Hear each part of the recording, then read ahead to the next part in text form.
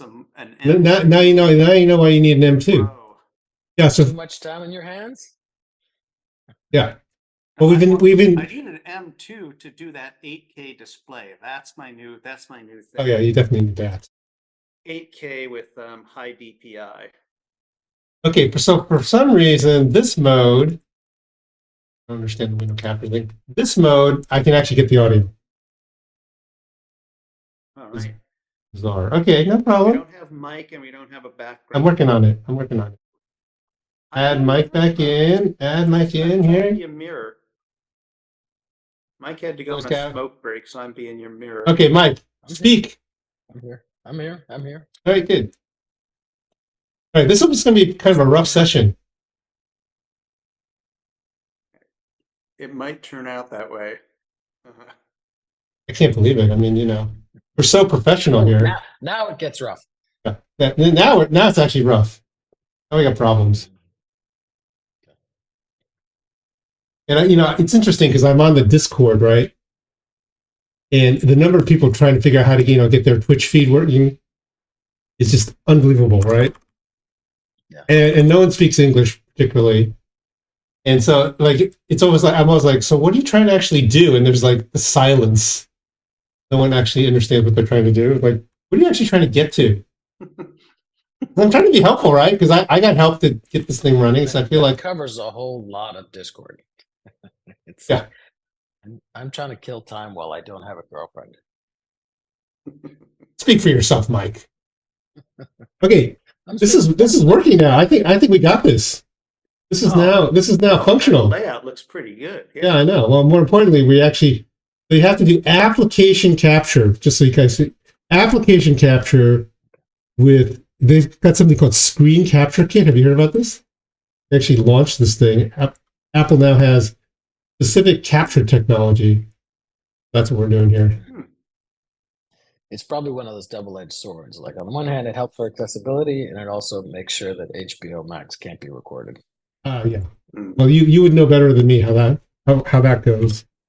It's not. I don't particularly blame Apple. I blame HBO Max or whatever. But they're they've been somewhat accommodating to those things. Apple's probably done more to push back on the studios, but they are so difficult. They're really hard. Well, you've been in that business forever. I remember trying to get people to do stuff. And they just always have like, well, you know, you have to make that work. I mean, I remember flying the guys from Interscope up, and they were like, we're meeting with the Windows guys, and we're going to ask them about $1 million. How hard is it? Those guys have a lot of money. I'm like, that's not really the way it works. Just give they have 100 million, but it's not yours. I mean, there was a clip one time I saved on Instagram, really about something else. It was about it might have been Humans in New York, but it was about a man who had sort of pulled himself up by his bootstraps, and he was, on the one hand, he was an example of a very successful guy who was helping other people. But he said, "You know what my mom taught me? He goes, don't let other people smell your money." I love it. And they said, "Oh, what do you mean by that?" He goes, "Well, what it is that when people smell your money, after a while they start thinking it's their money. They think, I need more than he does. I could use it for this. I should get some of that." And so just don't let other people smell it. And it's true. And like Interscope was like, I smell Windows money. That should be my money. I need it more than they need it. They have a lot of it. I would like some more of it. And that was essentially the logic. It was like, how could you not share it with me? I had a very similar experience in Seattle. We're standing outside watching some kids' soccer game, and it's dumping rain as usual because it's Seattle, and it's like a muddy field down near Madison Park, whatever the name of that thing was. And somebody turned to me and he goes, "Why doesn't Paul Allen put turf on these fields? Just like, we should have." And it was literally just that. He has the money. Why isn't he doing that? And it was like, I don't think Paul Allen knows there's a field here. Like, what do you? I don't think he really gives a shit. I'm sorry. And if he did, like, why is that his problem? Why, and they were just like kind of angry. Like, what is he doing? Why is just wasting your time, basically. And you look at it like, well, he wasted money on Mopop. Why not turf? Why not free tacos? Why not just a jet ski? I would love a jet ski. It's just the smell of money. I love it. Intoxicating. Well, I've debugged this, Conte. So here's the answer. No, really, Only this time. only display capture, window capture, and application capture do not give you audio. Well, window capture certainly doesn't, which makes sense when you think about it. Yep. And application cap It's a and system window, level. but display capture does. So somehow displays have associated, but they have Well, maybe because associated the like, app actually doesn't own the audio. yeah. Doesn't it feel like it's maybe the display owns the audio, not the app? Well, it's kind of a system level thing. QuickTime has kind of the same thing. Like you can record the screen, but it doesn't capture the audio. Yeah, yeah, that's exactly. There's a way to capture the audio, but you have to go into system settings, like create a virtual microphone and then route this source to this input. Now, it's kind of what you could do it all with just what's free with Apple. Right. But you do have to then select this special virtual device to record as your microphone when you're recording. If you want to use QuickTime to record, let's say a movie you're watching on the screen, and it's probably for two reasons. One is that like determining where the output is actually coming from is not built into screen capture, and Right, the other is right. like we don't want to make it too easy to record HBO now. That's the real reason. Okay, so I validated it. It does not only works for display capture, window capture, and application capture don't provide you with a window. No, don't provide you with audio. You can only get audio one way in this thing. Let me see if that's right. That's all you need. Yeah. But so- basically, what you're doing is you just run this open source thing to go grab something that's happening on your computer and then record it. Yeah. As a composited thing. Yeah, with it's a like- composite. That's all this thing is. Yeah. And of course, 90% of it is trying to figure out all the bizarre, like, there are a million, like, If you like, record a Zoom meeting, what does it do? you get a very low res thing that only records the main screen. It doesn't record all the intermediate people. I know because I tried it. You don't get those little talking heads. You don't get talking heads. You just get the main, whatever the main view screen was. Probably for performance reasons, I guess. Okay, well, thanks to you, we have done. Now the show is almost over, and we've done everything we can't talk anymore because we've run out of time. Okay, perfect. Oh, wow. There we go. Okay, this is great. This shows you how nerdy I can be. Yeah, I wasn't sure. We're not totally sure. Okay, so we need the segment producer to give us some direction now, right? Well, normally you guys have a topic. What's the topic? Oh, we make it up as we go. Don't we just basically make it up as we go? We sometimes have like a list of candidate topics that we'll share in What's been recent topics? You guys are on ChatGPT now, right? Oh yeah. That's been big. That is 90% of my life right now is ChatGPT. Did you listen to the Bill Gates?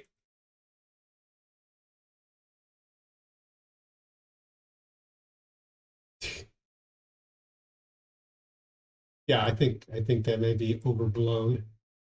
But let's just say that.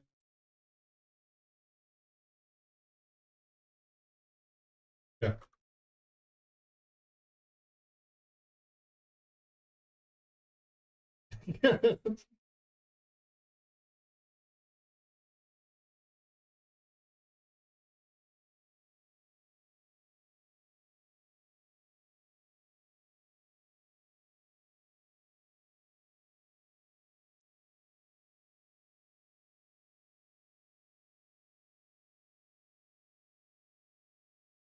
War. Yeah. And it's an old war. Yes, exactly. It's a weird tactic. Like, Yeah. why are you bringing up Bing again? Why are you putting it in terms of search? Like, the way things get disrupted is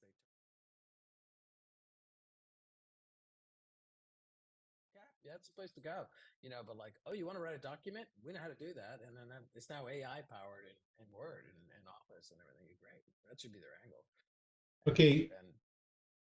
I totally agree with you. I mean, it's nuts the way they're doing it. Especially because within like 48 hours of the victory lap, People were like, "It fell in love with me and told me to leave my wife. And it made up a scientific paper, and it got 15 things wrong. It told me to like shotgun invermectin or whatever it is. I mean, it's just and then the head scientist from Meta was like, "Yeah, they're really interesting LLMs, but they're not good for search, and you can't really fix them." And you can mitigate some of the problems, but it's why it's not going to be what you guys are demoing. Right. There are It's other not. It's never going to techniques do that what are you want to actually do. better. It's Okay. not gonna do what you want to do. It's By the not way, actually very good at the things you wanted to do. Go ahead. I figured out what the problem was. Remember all those filters I put in? It basically killed the audio. Remember I was bragging about all my effing filters? That was the problem. I deleted all the filters and you guys come out just perfectly now Wow. Oh, okay. after all that work. My fault. It's probably like it's some like wave cancellation, like two of the same Yeah, filters. no, I bet the filters are in the wrong order. So like it got rid of all the lows and all the highs and you get nothing. I'm sure, that's what happened. That's how they make automatic noise canceling with that sequence of 7 filters. Yeah. So But obviously you got to put them in the right order. There you go. So suddenly I'm moving along and I discover I can't hear any of you. And I'm like, oh my Well, they God. put those into iOS now too. I noticed that you can do it for FaceTime, and the next version will work on cellular calls too. But for FaceTime, you can. Yeah. Have you tried it? Does it work?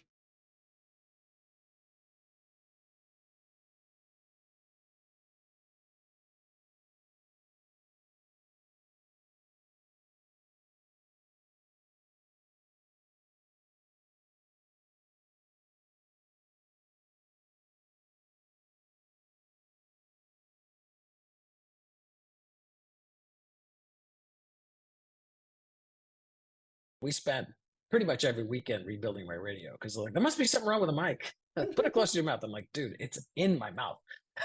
Okay. Okay, But they Conte, always struggled to hear me on the radio. Conte, do you want to hear what filter's broken? It's the recurrent neural network trying to get rid of noise. It just crashes. It literally denies all audio. So basically, you're just noise. That's what I just concluded. Yeah, no, you're not a human. They know. They know. Time to get on your spaceship. You're toast. Well, okay. So what? So obviously, you don't think that it's the end of Google.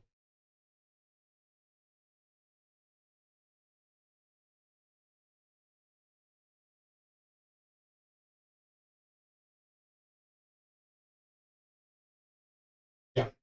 Execution and so much of it's very hard to predict.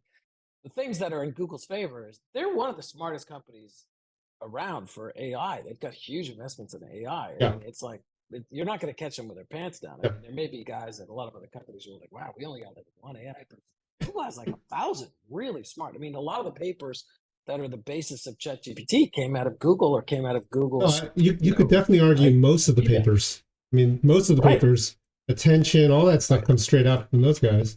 So they're really, really good at it. The weakness that they have is that they know probably full well that a lot of these AI techniques are threats to their core business, and they may therefore be, not willing to disrupt themselves, in a way that, Microsoft can gleefully be like, yeah, we don't have to monetize search because if you there was a really good interview with Satya right around the time, and two questions that came up is like, so how do you monetize this? And he's like, And it was kind of like, oh, well, he was like, oh, well, there's footnotes, which is like saying, at the center of the earth, there's a button you can press. I mean, it was like, no one's going to go like out in footnotes. And then the other thing he said is, and it's fair reuse. Because and already there are lawyers, with the, who are like, okay, Yeah. so you basically trained your AI thing on my client's IP, like, pay me. And you may not think it's a fair ask, but when you buy a blank CD in Canada, you're paying a fee to musicians because you might use that CD to burn it, and that was the way they decided to make it equitable. So it could be that there's tax that's levied against these guys for having trained on Getty and Wikipedia and everything else, and and they have to pay it. I mean, Satya obviously doesn't want to pay it, and but on some level, whatever hurts Microsoft will probably hurt Google more. Google, I think that you could take some category of maybe it's 15% of searches which are like how to get a lead or how to write a better letter, and maybe those things turn into tools which are inside your email or inside of your document creation, and in that world Microsoft wins because they've got more of that than Google does, but Yeah. it didn't change the dynamic more than just reduce the importance of search, which is maybe a slight win for Microsoft. Hank, for some reason, was very interested in like how expensive this was and how that was really good news for Microsoft. And I was like, well, tell me again whether that's a win, because Google could certainly amortize it over more connections, of search and more searches. So and they're probably already doing it, and they're probably a lot smarter at it. Like nobody's smarter.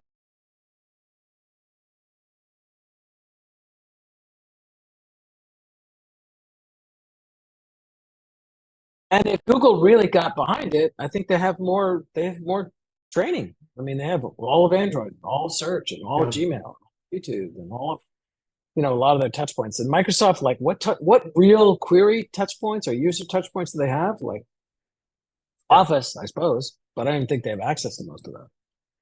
Well, the problem, you have an access problem, right? Right. I mean, the data's there, but can you use it? And also, how do you train it? I mean, Google is learning all the time of what people are searching for. So if people are suddenly searching for, whatever, James Webb, whatever, they know that 100 times faster and deeper than Bing does. So what are the touch points from Microsoft? Yeah. I printed a document, I typed in some cells, but even then, like, I don't think they actually get that instrumentation, because I think you have to opt into it, and you have to opt into it in a way that probably doesn't capture a lot of interesting information. And so I think that that's why they paid 19 billion to Altman, what a nonprofit that is, because that gives them access to this, special proprietary training set, which is, I think, what Altman said, which is probably true. It's a special proprietary, much smaller than Google training set. Okay. Yeah. Congratulations. And fine, it's just balance sheet money. So, in the grand scheme of things, it's not material. And it bought him some PR, but I don't think it bought. Yeah.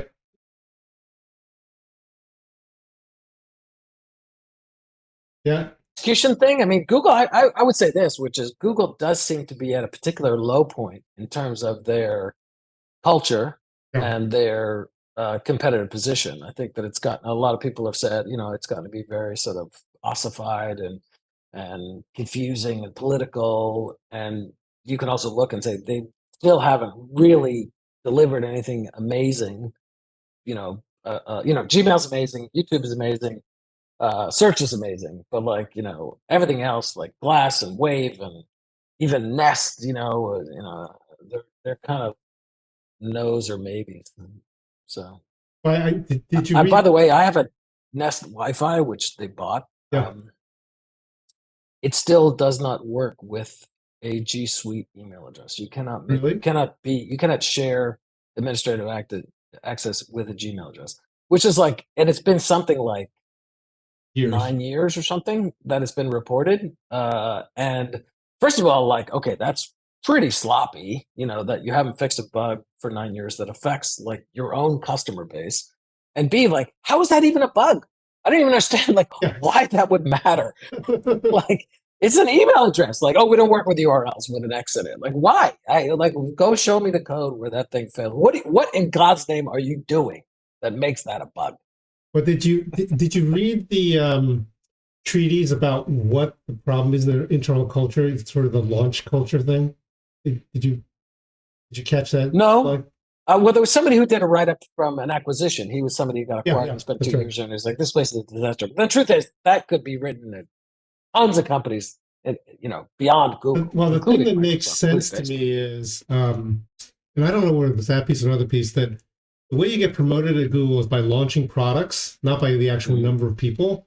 And as soon as a product launches, no one gives a crap about it anymore because there's no incentive. And since we all work at Microsoft, that's like the reverse Microsoft incentive, right? If you launch a product that no one uses, Windows for Workgroups, you get trashed. And so that causes this grinding mentality, which is actually pretty good for long term for a company, right? It's like, which version of Windows are we on now? It's like 93 or something, 900. And people, I have friends who are still grinding away on the MS-DOS box. Right. Wow. I have one buddy Get a who time machine. has been working on Excel charting. Well, I saw him 30 years. To be fair, it's still broken. It's completely broken, but I think that's part of it. And you see this in the sort of the way they rapidly launch product, and then it's like they forget about the thing. Like, what happened to it? Mike Maples taught me at least, and maybe he got it from somebody else, but like, be very careful what you measure, because whatever you measure gets better. I think it actually came from Tom Peters or Drucker or somebody like that. But that's a perfect example. No, it's a great system that rewards that, then that's what you incent. That's what happens. And this guy's comment, and their products all have that, which is actually what's going to happen to me. So they launched it, and then they're going to forget about it, because then they're going to be launching, HoloLens or something like that. And what they said is that all the people who got promoted at that place are all, is the measure of what you are. Of course, everyone who got promoted is in that culture, right? So everybody just thinks about launches. So, well, one of the things that Google did really well early, and it sounds like it's no longer a key part, was I think they tried to make the inside of the company look like the outside of the company. And Amazon did it just in some way as well. Like Microsoft and Apple both attempted to be highly centralized, sort of Soviet economies of like, this gets approved and you have to do more of this and less of that, and that's what the czar said. And so it was like, you're doing Olay, or you're doing 64-bit, or you're supporting Windows. And so, but it has all those breakdowns of like corruption and delays and sabotage and politics.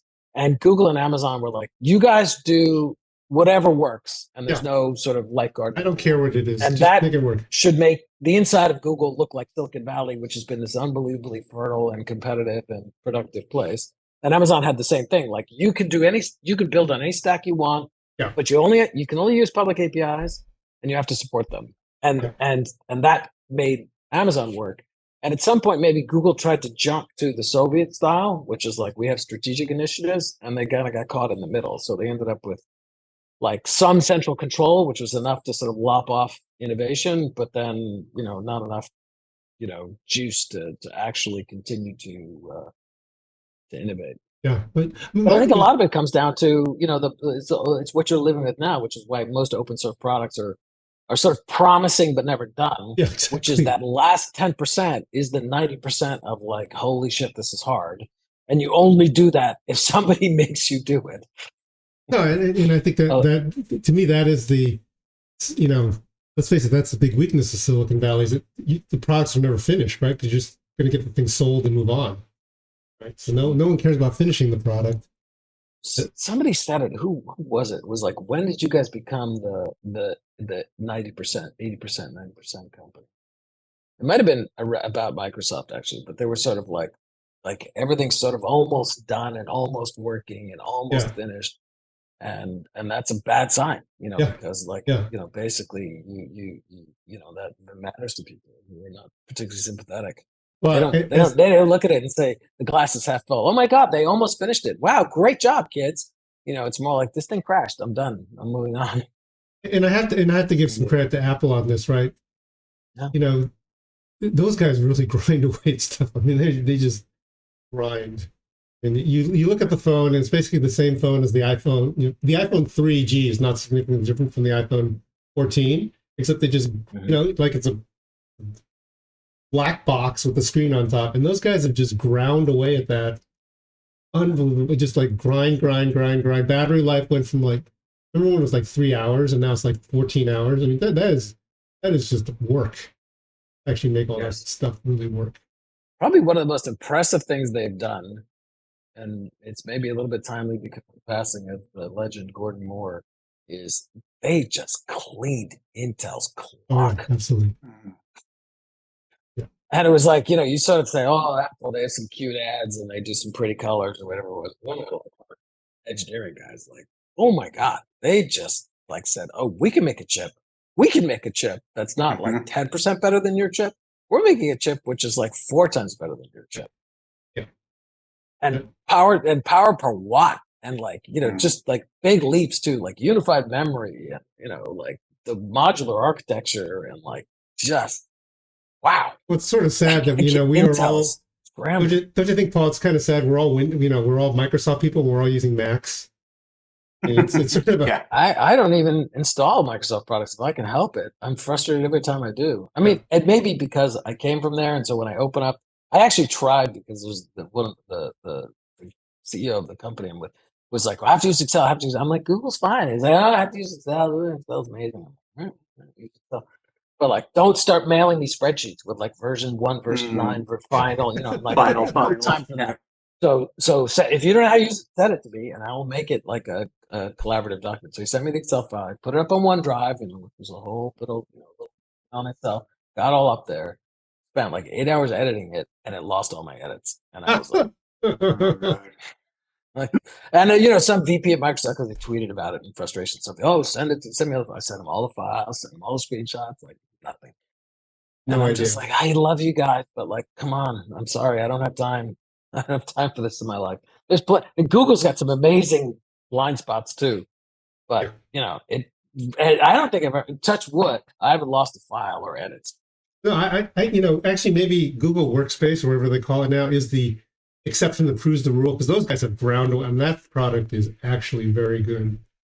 Like Google Slides, very reliable. It's reliable. It's rough and it's crude, and there's stuff that you just like, oh my god! Like one thing, like if you ever make a copy of your import, like the elements aren't attached to the masters anymore. Yeah. So if you go change your theme, like you have to, to go copy and paste all the text. So there are things like that, and the UX is a little rough, but it's super reliable. It's like you just send somebody a link, and they're in the document, and their comments are in there. I mean, it works really well. Do you remember the woman who did it's the virtue of collaboration first. Like the thing was like built for internet, and it was miraculous. Stayed with it. Yeah. Like you typed and I could see you typing. Oh my god. Yeah. And it's still, as people who built Office, you were like, ooh, wow, that bar's high. And I'm still amazed. It's still amazing. Yeah. The woman who did all those Donald Trump voice lip sync things, Sarah Cooper, who abandoned her day job to be a professional, performer, was a UX designer for Google Workspace, Google Docs. I think she did like the ribbon. Small world. She was. Those were funny. I don't know what happened to her. We moved on. Okay, so now the show director. What's the name of the thing? The segment director. What are we talking about next? The segment director. Segment producer. Segment producer. Okay, so you're getting into your mic. Okay, we're moving to a new segment. We're going to talk about. How about living overseas? We can talk about that. Both of you guys are enjoying life outside. Oh yeah. I mean, I see we talked about that some last week with the with that story in the Times. Did we talk about that, Mike? I think so. The story in the Times about people they were saying a bunch of people, like 10,000 people went to Portugal, and for me, I think we're all fortunate enough to have a choice about where we live. Although, paperwork aside, I have dual passports, so I have more flexibility maybe to work and live in Europe. I think I said it a long time ago. It's probably still true. Like, it's a better place to live. It may not be a better place to work. Mm. You don't have as much upside. There's maybe a little more. The culture is different. Working in European companies can be a little strange. Working in most companies outside of the U.S. is challenging. If you've ever done contracts in Asia, it's extremely hard to get a straight answer and get things delivered. So I think I realized when I ran VisaWave that like directness in business is much more the exception than the rule. Yeah. And so I think that sort of that clarity is something you miss when you are working somewhere else. There was a book that a very funny bicultural French English person wrote, which was like, basically 5 years in shaping French. It's super funny to maybe an expat, but I think to other people too. And he talks about being an Englishman working for a French company and how completely, baffling it was to both sides. I had no idea what was happening. well, they didn't understand him, and he didn't understand them, and it was like, why are we on break right now? You know, it was just all. And I had the same experience at MuseWeb. We had a team in London at Microsoft, and they were like, "Can you? We have French engineers. Can you like give us someone who can be the liaison because Because we don't, can't. we can't figure out what's happening. We have these meetings, and then we all agree. It happens. I remember meeting with my director. Actually, I went through. I was like, all right, I'm meeting with these people, and then so here, this is important to me, and what are your goals? And then they would run to HR, and they would say like, "Oh my God, what does he mean?" And they're like, "Tell me." And they're like, "Well, he said these are the three important things, but he can't possibly mean none. So what's the code?" And they're like, "I think that's kind of what he means." And they're like, "No, nobody would ever say that. You know, that'd be insane." And it's just a very different. It's a very different culture. Somebody actually said something to me which I thought was fascinating, which maybe explains some of this, which is like Japan has an honor culture. You know, Hmm. if you make a faux pas, you know, it's like that's it. You know, you can't. You know, it's Yeah, impossible. you're You have to done. go Yeah. side or quit or anything like that. And those honor cultures also are cultures which have these like 7 generational feuds between like families over something. Like you Right. use the wrong fork at brunch. That's it. You know, the families. You You're know, done. it's You're all out done. war. And actually, it's Scottish culture is also an honor culture. And that's actually the you know, if you think about it, well, Hatfields and the McCoys. Well, guess what? You know, it was actually a Scottish honor battle, honor grudge. And there's a certain quality of American business which is kind of Dutch, and Dutch is extremely pragmatic, which is back to the Yeah. like, well, this is what I want. What do you want? Is there a deal? No, okay, no problem. You know, see you next week. Whereas in honor culture, you can't do that. You can't ever lose face or you know concede, and that is that overflows into the business culture, and that's why they can't ever tell you no. You know, even if it's all down on paper, like you said you would ship, yes, yes, yes. We didn't ship, yes, yes.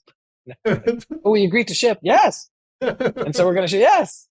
Are you gonna finish in 2 weeks? Yes. 2 weeks comes and goes. You know, Oh my God. it's like they can't tell you no, no matter how much you prep them. I mean, you know, I need you to tell me no.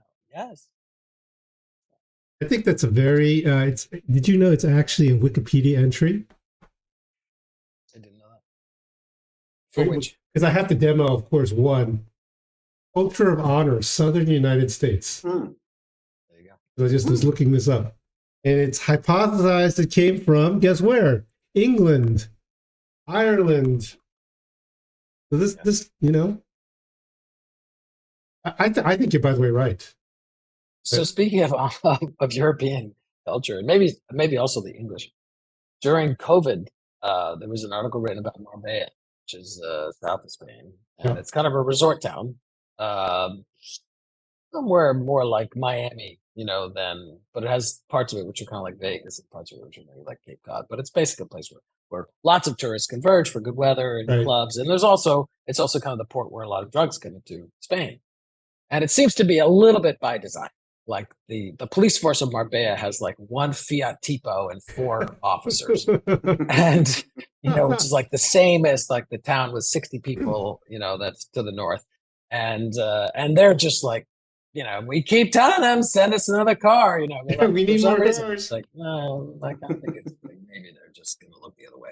But basically, during the peak season, you know, if you look carefully, you can see the gangsters because they have three phones. That's the key. Like when you see a table with a guy with 3 phones, that's somebody running. Okay, what I can imagine the 2 phones. What's the third phone for? I'm not sure. It's like you know, it's probably for you know the one for the customer, one for the team, and one for the Oh, it's the buyer or cutout. It's something the like that. cutout problem. You got to be cut. You got to be able to. You got to. You And get they're all caught. burners, Yeah. right? Yeah. You know, so. But in COVID, there were no tourists. So all there were at the cafes were Or just drug gangsters. addicts. And so the New York Times wrote this long profile about the gang, about how it all works in Marbella. And they actually went through and they said, well, every mafia is here. The Corsican mafia, the Irish mafia, the Italian mafia, the Spanish mafia, they're all here. And each of them has a job. So like the Moroccans are incredibly well organized because they never drink. And so they, you know, they're the business guys. The Italian guys, they do security. Somebody doesn't do their job, might end up at the harbor. The Spanish, they drive. So you They get to them drive. and they take off They take off on the autobahn. I mean, on the highway, and they're doing 180 clicks. Nobody ever catches them because the Fiat Tipo only goes 75. And so they go through all of the mafias, and they all have their role. Now they get to like the English. I'm like, oh no, they're just terrible. They just drink and fight. They just drink and fight. They all agree. Like all the other mafias, like, oh my god. And I read that right after I'd spent a couple of years living in London with Toby and Coinweb, and as an American, I always thought of the English as being so, like we were the gauche, colonials, and they were the aristocrats, and it does have that veneer of civility, but like, oh my god, it can be a rough. I love it. I love it, dude. Yeah. Oh. I went to watch the World Cup, and there was a bathtub full of Moe and Dom, and just unbelievable posh, and like a lot of guys with neck tattoos and pretty girlfriends. How do you end up in these places, man? That's what I want to know. Good question. I kind of miss it, actually. That stuff was fun. I mean, I only did a small part of it compared to you, but I still like kind of miss like being in the in that orbit. It was fun. Well, I'm just glad you guys are both still alive, mainly.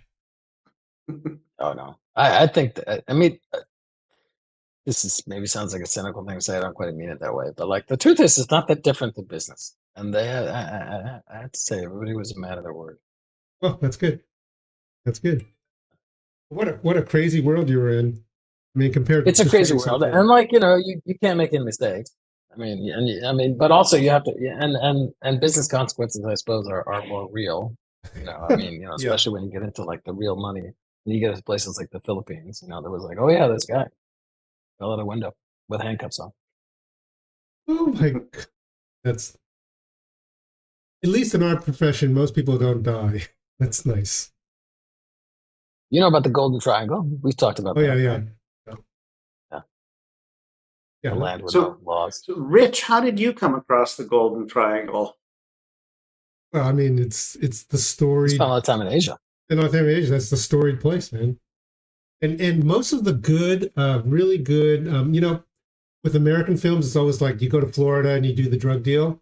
It's always going to Golden Triangle, right? So you're in Shanghai, and then you fly down to the Golden Triangle, and there's all these guys with machetes. That's the meme, right? And there's a great series.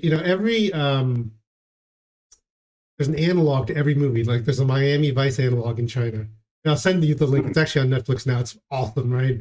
A lone, good Chinese person trying to defend the Mekong River because that's what flows through it, and doing good, saving people. So all the memes are there. It's just so cool to see it translated into Chinese. Like all those other guys are horrible, but this one Chinese policeman, he's defending the honor of the free world. And it usually features a ugly American mercenary who's usually the chief bad guy. That's usually the thing. He's usually, but he's big. I talked to a guy who went there, and he went there with security in the middle of the day, and I was like, oh, and I was so like, well, I'll try anything twice, and he's like, Michael, I will never go back. Like even you wouldn't go back. And this. He said he said he would never go back. Yeah, he said I would never go back. He said I was terrified. Yeah, because you could actually die. He said, well, he said he had a friend who had a casino there, who bought a casino or something. He bought a casino there, and he put in his own management, and within 2 weeks they were all dead. One thing we run out of town is not to be executed, I think. Yeah, that's curious. He's like, the place does not mess around. Okay, so we're about to end the session. But by the way, if you can believe it, even without cutting off that first 20 minutes, we've been on the air for 40 minutes. Is that a new record? No, it's just like it goes like so easy. Any last? Is this the end of the segment or the end of the session? I think we're about to end the session. Because I've discovered that anything long, it's like you do a 3-hour thing, no one listens to it. So we gotta appeal to our viewers. Of course, if you're Joe Rogan, that's different. Oh yeah, can we look at our stats for the last week or 10 days? Because I did a little. I mean, I just announced it on Facebook, and I've got dozens of people on Dozens. there. Okay, well, I'll show you both. Yeah. So all let's the see what our stats. Hang on, volume is hang on. like. Did you look or do you hear or like? Oh, So no, it could have been good, I right? have it all. I have it all. Could have been good, but you don't look generally. I mean, you haven't looked in the last 10 days. Let's put it this way. This thing is not designed for people to listen to. This is designed for me to keep. So when we're all 80, we can calculate at each other for how silly we were. That is my primary purpose. Which is coming up quick. Sooner than I you was think. thinking about like, I mean, Rich and I have talked about this thing is like for, like, no, it wasn't legacy. What is it? It's stuff that lasts for a long time is the posterity, right? Yeah, For posterity. But I think what will be crazy in 20 years is not like, yeah, we could still talk and not drool back then, but it's going to be like that's what they were saying when like the AI hockey stick started. Yeah, I totally like, agree with I that. just think it's so. I think the AI thing is just so profound and serious. So you want to hear the good news? You want to hear the Today's show talking about the internet? Yeah. There's yeah. Katie Couric and Brent Gumbel who were like, I think it's like tubes. And Can I tell you the good news or the bad news? Yeah, I've got to make a small adjustment here. Of course. None of this was recorded. Oh, this is about the. But no. It's a very simple problem. I can't scroll the window. You can't see the stats. So everyone's just moving to the side. Oh.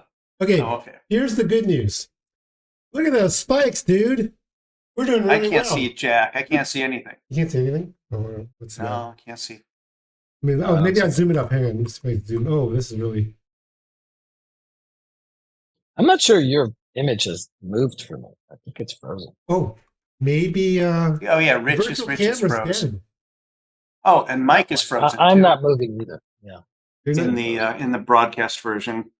So what's happening here? Because I can see all version of it perfectly. Well, that's a different thing. That sucks.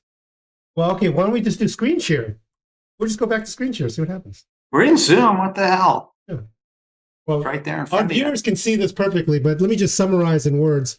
So, or you can mail it to the good news is I've never had more podcasts. The bad news is my episode on good olive oil still vastly exceeds all the views we've ever had.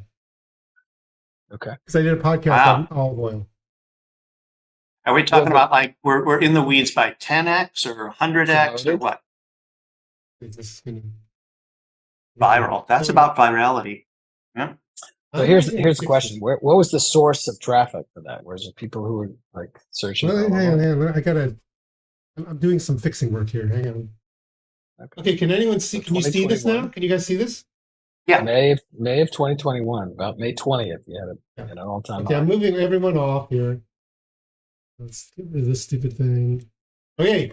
Yeah. So basically, I got an enormous bump from Google where suddenly this thing went crazy. And you can see GarageBand, iPhone. Basically, what I was doing was I was just reading my blog. That was my plan. So the good news is we're doing much better here, right? So we got a lot more views. Those are daily. Like these are daily views. That's right? adding up. Yeah. So basically, if you go to weekly, you can see it. So we're almost to my peak. 35 plays. Okay. Knock yourself out. We are freaking amazing. And then obviously well, of course you got to look at the analytics, dude. Yeah. Look at this. We're like a multinational freaking place. First of all, interestingly, 40% are from web browsers.